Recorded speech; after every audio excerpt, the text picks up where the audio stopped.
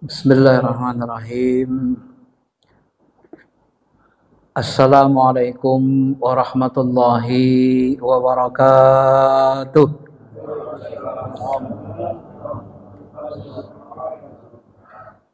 Alhamdulillahi rabbil alamin. Alhamdulillahilladzi an'amana bi ni'matil iman wal islam wal ihsan wal afiyah wal ma'rifah.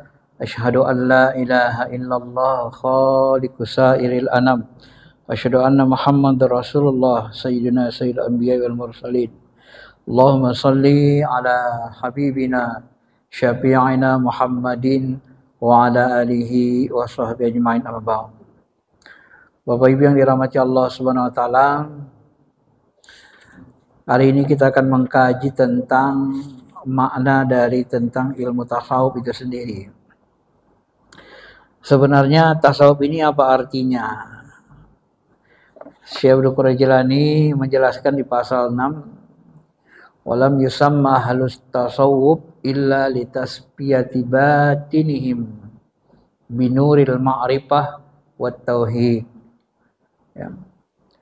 Kenapa disebut ilmu tasawuf itu sebagai ilmu dan orang yang melakoninya, mengamalkannya disebut dengan sufi? Kata beliau, tidak bisa disebut ahli tasawuf kecuali orang-orang yang tasbiyah. Tasawuf itu berasal dari kata sopa. Sopa artinya bersih, suci. Kita berjalan dari sopa sampai ke marwah. Berjalan dari niat yang suci bersih, maka nyampe ke marwah. Marwah itu tempat yang tinggi, derajat yang tinggi. Dan tidak bisa disebut ahli tasawuf kecuali orang yang tasbiyah, mensucikan batinihim, kecuali orang-orang yang terus-menerus mensucikan batinnya. Jadi orang yang sudah suci batinnya baru bisa disebut sufi, ya. Bagaimana membersihkannya? Binuril ma'rifah wat tauhid, dengan cahaya ma'rifat, pengenalan kepada Allah, dan cahaya tauhid. Auli annahum intasabul li ashabis suffah. Kadang-kadang juga orang tasawuf ini dinisbahkan kepada para sahabat ahli suffah. Bapak Ibu, di zaman Nabi itu, setelah Nabi membangun Masjid Nabawi, maka Nabi mengakomodir, menanggung makan orang-orang fakir miskin, ya. Jadi zaman Nabi yang fakir-fakir miskin itu yang kadang-kadang mereka diusir dari keluarganya di Mekah, hartanya tinggal, hanya ada sehelai pakaian saja, kadang-kadang sarungnya pun tak ada untuk sholat. Nah, mereka inilah nanti yang dibangunkan Nabi, ya, kamar-kamar kecil, ya, ada tempat tidur mereka di sebelah masjid, dan mereka sering berzikir atau berada di supah, ya, supah masjid gitu ya. Nah, ini yang disebut dengan ahli supah. Di awal jumlah mereka dalam sejarah sekitar 400 orang, banyak juga Pak. Ya, kalau negara kita ini kan ada istilah fakir miskin anak telantar dipelihara negara, kan gitu. Di zaman Nabi itu fakir miskin ya dikasih Nabi makan gitu, tapi mereka di masjid aja, betul-betul miskin. Nanti ketika mereka dapat kerja, maka nanti mereka pindah nikah, berangsur-angsur, lama-lama tinggal sedikit. Kata Abu Hurairah, sampai nanti mereka sisa 70 orang masa Nabi itu. Dan masa Umar sudah semakin sedikit lagi, hanya puluhan saja. Ya. Bapak Ibu yang dirahmati Allah Subhanahu wa taala. Nah, kadang-kadang istilah sufi ini, ahli tasawuf ini dinisbahkan ke mereka namanya. Karena mereka kerjanya ikut Nabi aja di masjid taklim, bersihin masjid, ngisi air, nimba air, melayani orang-orang yang apalah ya, khidmat masjid namanya. Memang dari segi kehidupan sosial, daripada orang-orang yang tak punya kerjaan itu lontang-lantung di luar, kadang muncul piktor gitu kan, nyuri ayam, kadang narkoba. Bagus mereka dirumahkan saja dekat masjid kan. Jadi mereka ikut terus ngaji, memperbaiki keimanannya. Nah, itu yang dilakukan Nabi. Maka ilmu tasawuf ini kadang-kadang dinisbahkan kepada orang itu. Dan kerja mereka yang bersihkan kolbu aja. Nah, cuma nanti ada sahabat yang punya usaha, dagang, dia butuh pegawai, dia panggil kerja. Lalu mereka bekerja. Nanti bangun rumah, menikah, dan semakin lama semakin sedikit. Ini asal dari istilah ashabis suffah. Au lilabasihim as-sub. Nah, kadang-kadang mereka dinisbahkan tasawuf ini kepada sahabat-sahabat orang-orang yang hidup sederhana yang mereka pakai pakaian-pakaian dari sub, pakaian kasar. Ya. Dari bahan bulu domba. Ya. Tingkat menengah mengenakan bahan dari bulu kambing, kalau tingkat terakhir dari bulu al-mar'aj yang paling halus. Nah, begitupun batin mereka ini memiliki tingkatan-tingkatan sesuai martabat ahwalnya, sesuai dengan ahwalnya, keadaan rohaninya. Ya. Begitu pula dalam makanan, tempat makan dan tempat minumnya juga berbeda. Nah, bagi ahli juhud yang cocok adalah makanan, minuman, dan pakaian yang kasar. Bagi ahli ma'rifat yang cocok setiap bahan yang halus, karena kolbu mereka halus. Dan menempatkan manusia sesuai dengan tempatnya itu termasuk sunnatullah, agar masing-masing tidak melewati jalannya, makomnya gitu ya. Beliau menjelaskan begitu. Atau bisa saja ahli tasawuf ini juga disebut ahli tasawuf karena mereka berada pada sop awal di hadrat ahadiyah.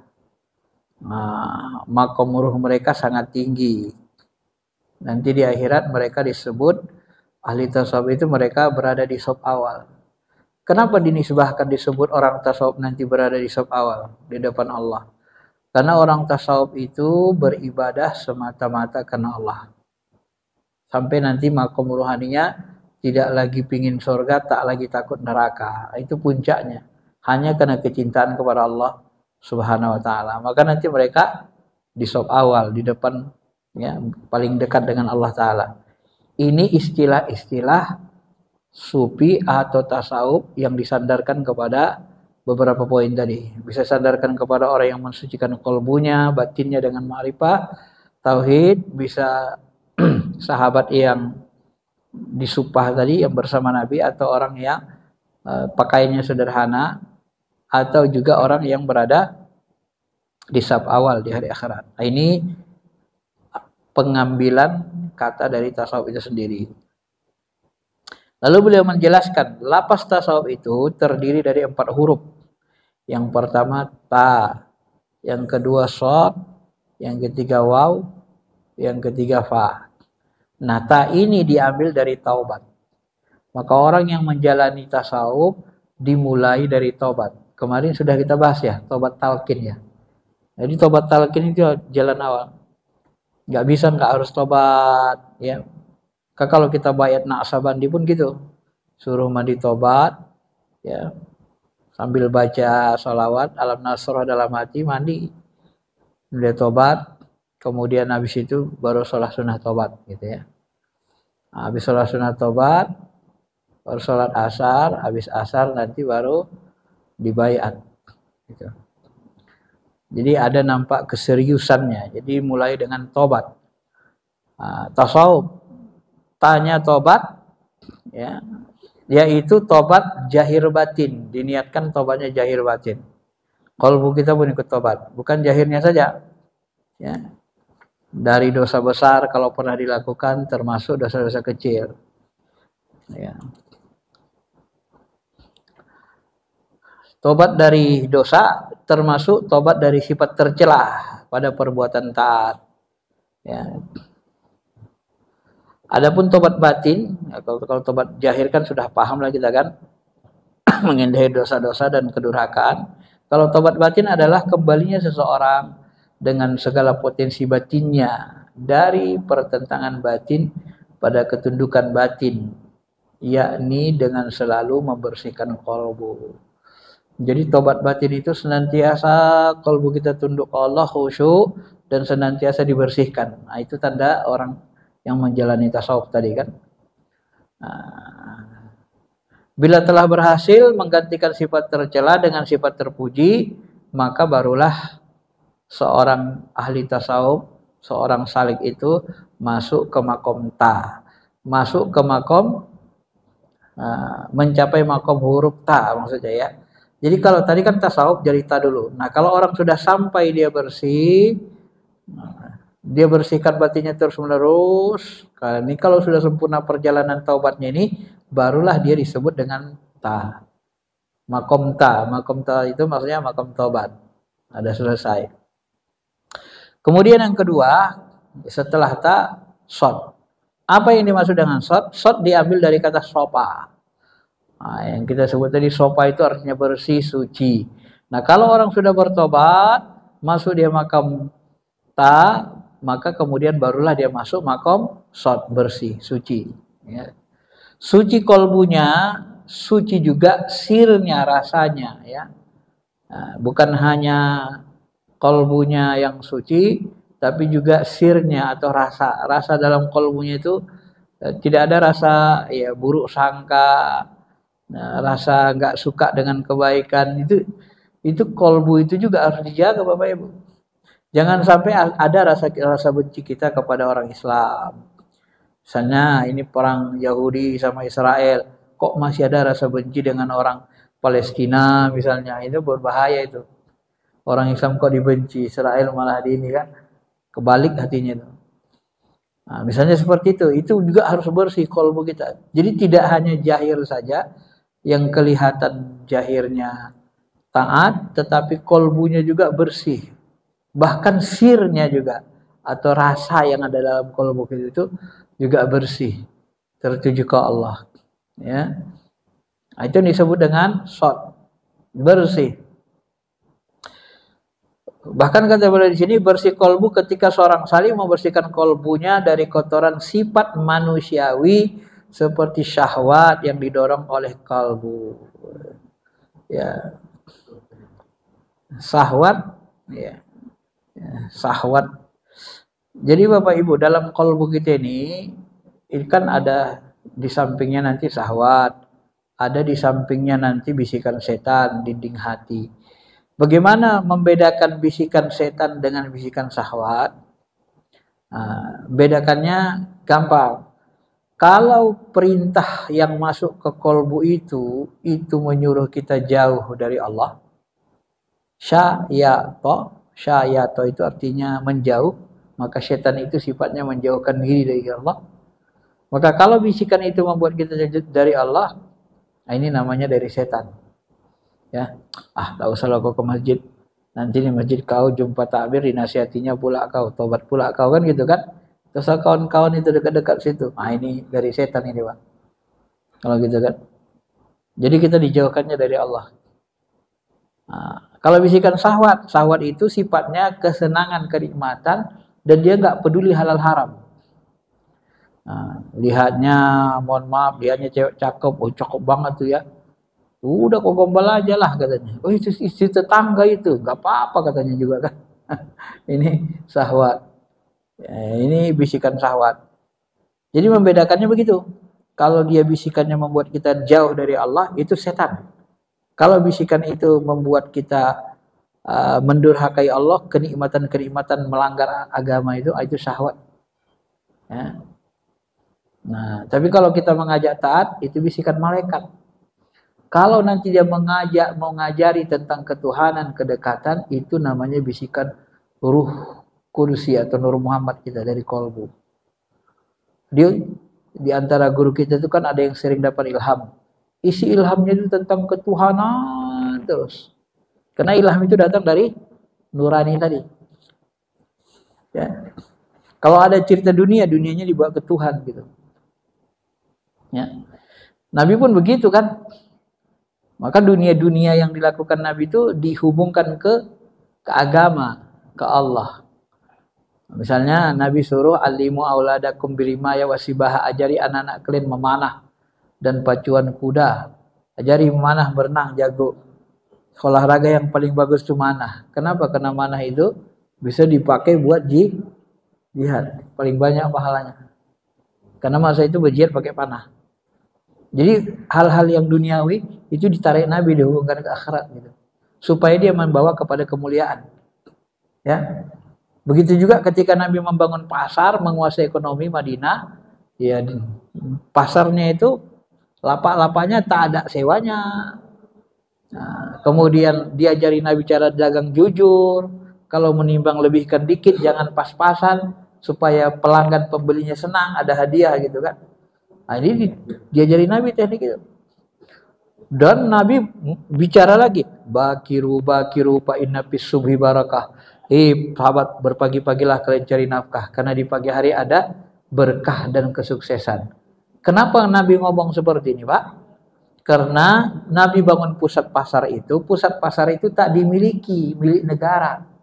Dan siapa yang paling cepat datang, dia boleh milih lapaknya, dagangnya di mana saja. Mau di tengah, di depan, samping kiri kanan boleh. Kayak masuk masjid jadinya. Siapa dulu boleh depan, milih. Terserah. Tapi kalau sahabat habis subuh, pulang ke rumah, tidur, jam 9 bangun, ke pasar dia. Udah rame pasar, dia dapat di pojok-pojok, di ujung-ujung kan. Akhirnya jualannya gak laku. Karena dia dapat tempat sepi. Nah, jadi Nabi selalu begitu, Pak. Menghubungkan dunia itu dengan akhirat. Jadi berpagi-pagilah kalian. Karena pagi hari itu dapat berkah. Habis subuh, ya jangan tidur lagi. Zikir, berangkat. Selalu Nabi berbuat seperti itu ya, supaya dunia kita itu diberikan kemuliaan. Selalu dihubungkan Nabi dengan agama, dengan akhirat. Bapak Ibu yang dirahmati Allah Subhanahu wa taala. Nah, maka syahwat ini contohnya ya mau makan enak aja, kemudian makan haram, termasuk banyak tidur. Kalau bicara dunia terus, tak mau dia bicara ke Tuhan, nasi dunia, tanya jabatan, tanya ini, tanya. Pokoknya enak-enak lah ya, menurut syahwat. Ya. Termasuk syahwat kepada wanita berlebih-lebihan juga dalam mencintai anak dan keluarga. Ini dilarang. Ya. Untuk membersihkan qalbu dari sifat itu hanya dapat dilakukan dengan melazimkan zikir melalui talqin tadi. Zikir la ilaha illallah, termasuk kan setelah baiat talqin kita dapat la ilaha illallah seperti yang kemarin, baru dilazimkan la ilaha illallah, la ilaha illallah, terus dibanyakin. La ilaha illallah itu adalah kalami, la ilaha illallah kalamku, wa ana huwa, akulah itu adalah kalamku, firmanku, akulah itu. Wa man la ilaha illallah itu juga termasuk hisni. Hisni itu bentengku. Wa man dakhala hisni amin min azabi. Siapa masuk ke bentengku, maka dia aman dari azabku. Jadi kalau hidup qalbu kita, Pak, ya, begitu kita mengalami kesusahan, penat kepala kita, pusing, zikir aja. La ilaha illallah, masuk kita ke benteng. Aman dari azab. Ajab pusing, ajab susah, hilang semua. Ya, ajab itu bentuknya rasa, tersiksa. Hilang semuanya. Apalagi zikirnya rame-rame kan, lebih nikmat lagi. Lebih berenergi dia. Atau zikirnya diam dalam qalbu, la ilaha illallah, la ilaha. Maka terasa nikmat, maka hilanglah seluruh kekecewaan, kesulitan, sakit hati dan seterusnya. Ya.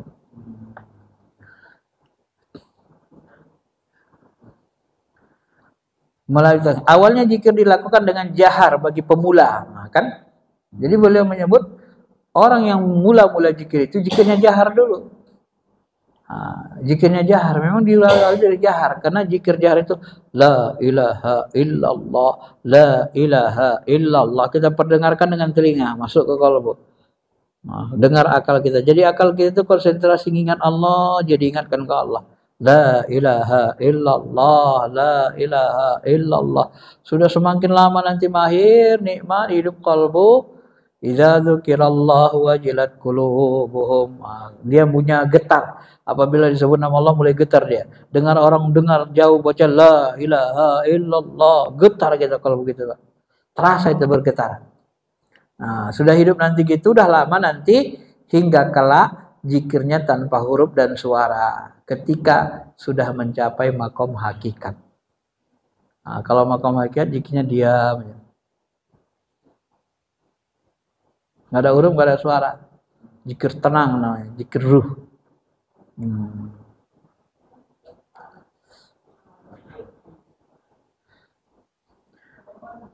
Beliau menafsirkan hati yang bergetar itu menyebut nama Allah itu adalah hati yang sudah punya rasa takut kepada Allah. Dan rasa takut kepada Allah ini hanya bisa diperoleh apabila qalbu kita sudah bebas, sudah bangun, bebas dari kelalaian dan telah dibersihkan. Jadi rasa takut munculnya rasa takut itu kalau kita sudah bebas dari lalai.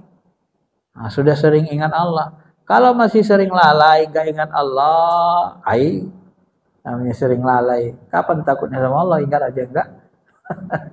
Kan begitu kan? Ingat Allah aja enggak, gimana mau ada muncul rasa takut? Nah, jadi kalau sudah dia sering ingat, baru nanti rasa takut itu muncul. Nah, takut itu bertingkat-tingkat. Takut azab di awal.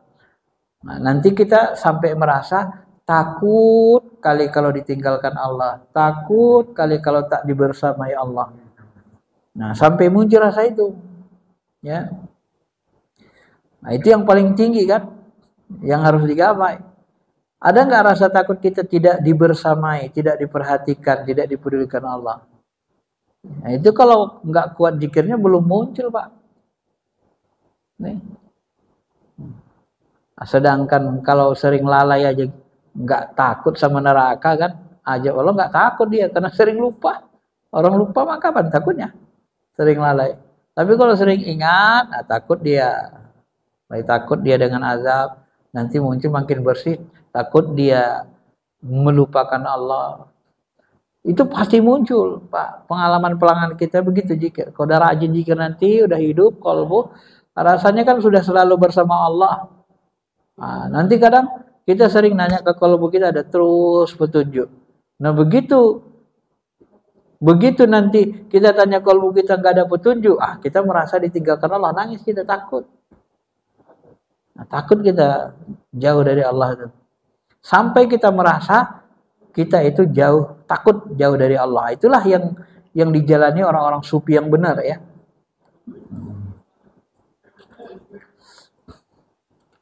Maka sufi ini dia ke Allah, dia tujuannya.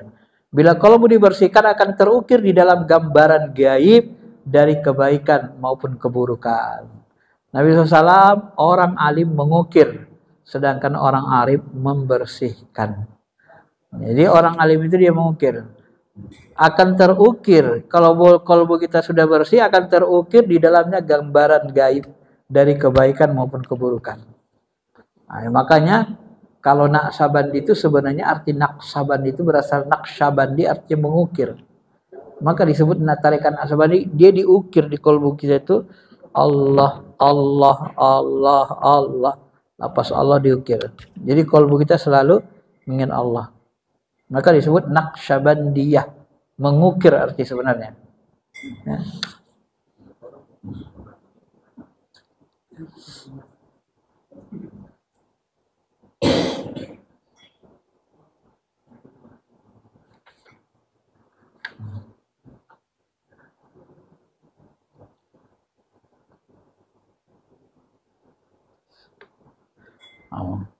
Makanya disebut di sini kan bahasanya payang kusyu fihi suwaral ghaib. Yang kusyu itu kan dari Naqsyabandi. Naqsya gitu kan, Naqsyabandi. Payang kusyu fihi suwaral ghaib. Maka tergambanglah dalam hati kita itu paham dia mana yang baik, mana buruk. Adapun bersihnya rasa dalam kalbu kita tasir, ini bisa dicapai dengan menjauhi segala sesuatu selain Allah dan menjauhi dari mencintai segala sesuatu selain Allah, yakni dengan melazimkan diri dengan asma tauhid melalui lisan rasa sir. Bila pembersih telah berhasil, barulah salih mencapai makom shod. Jadi melazimkan diri dengan asma tauhid melalui tadi kan dengan lisan jahir, La ilaha illallah. Ini dengan rasa. Nah, tak bersuara dia. Oh, ya Allah, nangis dia kan. La ilaha illallah di dalam. Ya, dalam dia ngomong dengan rasa. Nah, kalau sudah bisa sampai di sana, duduk dia zikir jahirnya, duduk zikir rasanya, maka barulah disebut dengan shad. Barulah dia sampai ke makom shad, supi namanya, bersih, sopiah. Tadi kan taubat, ini sopiah, bersih. Kolbu, bagian dalamnya bersih. Nah, sesudah sampai kepada shad, baru masuk ke wa. Apa itu wa? Wa itu kata beliau al-waw minal wilayah. Waw itu adalah berasal dari kata wilayah. Wilayah itu makom kedudukan wali, tingkat wali. Tatarattubu 'alan nas tasbihi kama qala ta'ala ala inna awliya Allah la khaufun 'alaihim wa lahum yahzanun. Kalau dia sudah bersih, hasil dari pembersih kolbu, maka Allah berfirman, ingatlah wali-wali Allah itu tidak ada rasa takut pada mereka dan mereka tidak bersedih hati. Jadi kalau orang sudah dekat sama Allah, bersih kolbunya, maka masuklah dia ke makom wali. Jadi jalan menjadi wali itu Pak, ilmu tasawuf ini. Maka dalam ilmu tasawuf ini yang banyak cerita wali. Kalau dalam apa ilmu fikih nggak ada bab wali Allah, nggak ada babnya, tak ada dibahas gitu. Ya, maka sampai nanti seperti bahasa Umar, ini bahasa orang yang makom rohani tinggi. Samaku, ajab sama nikmat itu sama aja. La khaufun 'alaihim wa lahum yahzanun. Ajab sama dia ya sama aja, nikmat juga sama aja. Jadi kalau begitu tuh dia sudah normal ke Allah saja.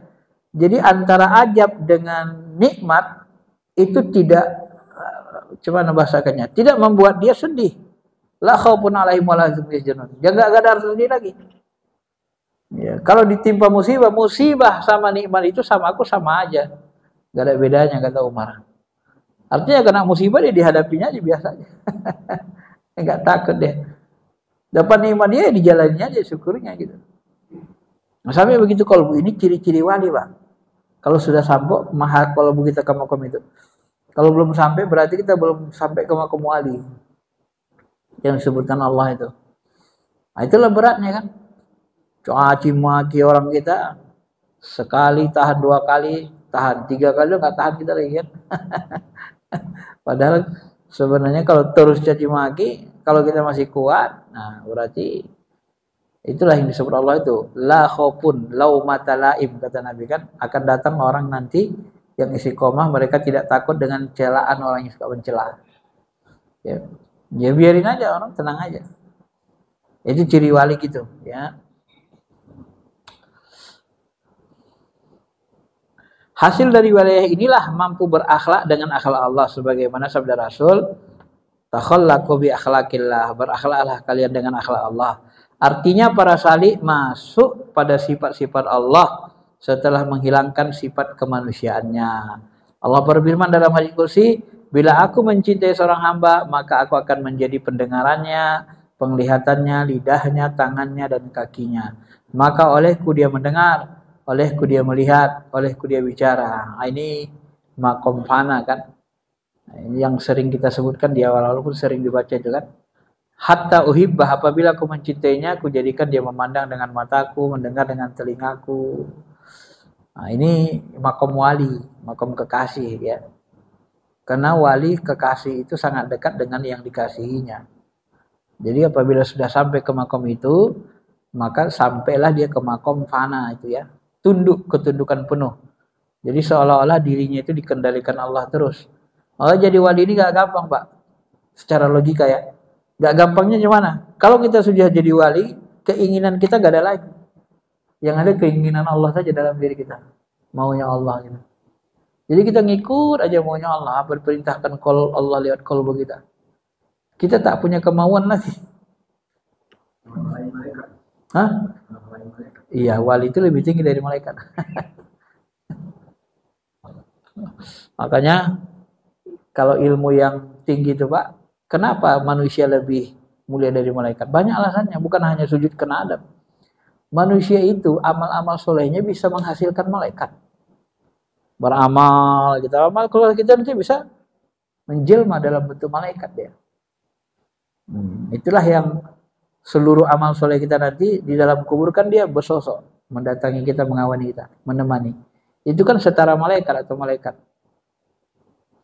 Amal soleh. Tapi amal soleh malaikat tidak bisa menciptakan manusia. Makanya kalau amal soleh kita bisa membentuk malaikat. Nah, tapi malaikat, amal soleh mereka nggak bisa membentuk manusia. Nah, itulah makanya itu salah satu logika sederhana juga. Manusia itu lebih tinggi dari malaikat. Maka kata guru-guru kita, wa antumul a'launa. Kamu itu adalah a'launa, makhluk paling a'lau, paling tinggi. Paling tinggi, bukan iliyin. Iliyin itu masih malaikat. Nah, maka Syekh Izzuddin bin Abdussalam yang dikenal dengan Raja Ulama, dalam kitab Ma'rifatnya dia bilang apa? Jadi Jibril itu seolah-olah dia merasa, dulu dia tidak tahu Muhammad lebih tinggi dari dia. Karena dia anggap Muhammad berguru sama dia kan. Nah, begitu Isra Mi'raj gak bisa dia menemui Allah, kalau dia ikut terbakar, baru dia sadar ya Muhammad, kukira dulu aku lebih tinggi makamku dari engkau. Ternyata engkau masih jauh di atas aku katanya. Gak bisa naik dia bahkan. Gak ada berizin. Kalau naik dia terbakar. Gak bisa nembus wilayah lahud. Nah, dari situlah Jibril sadar bahwa makom dia di bawah Nabi Muhammad SAW. Ya.